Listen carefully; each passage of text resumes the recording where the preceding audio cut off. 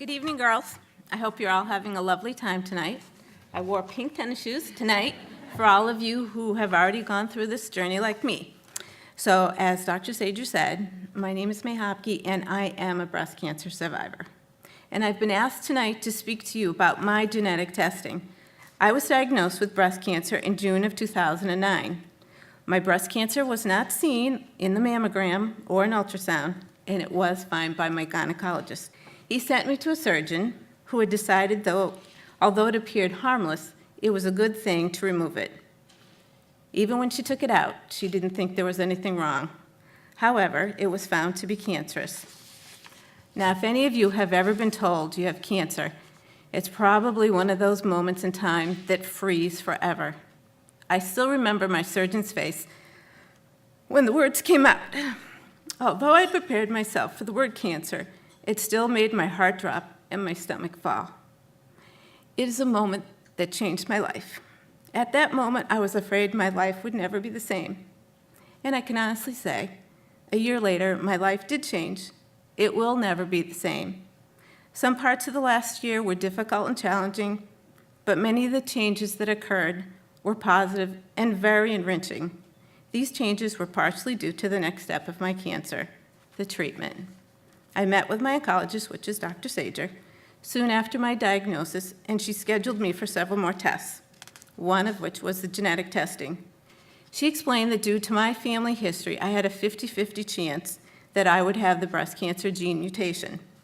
2 weeks later, my husband and I sat in Dr. Sager's office waiting to hear the results of whether I would need chemotherapy and the results of my genetic testing.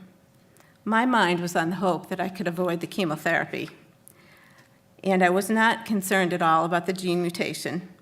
However, I could have fallen off my chair when I heard that I did test positive for the BRCA2 breast cancer gene mutation. Once again, I felt my heart drop and my stomach fall. I couldn't believe it. Now, my cancer was my family's cancer. It was now my responsibility to relate this information to the rest of my family. I have 3 sisters and 2 brothers. None of them have had cancer. I have numerous cousins for which this would have meaning.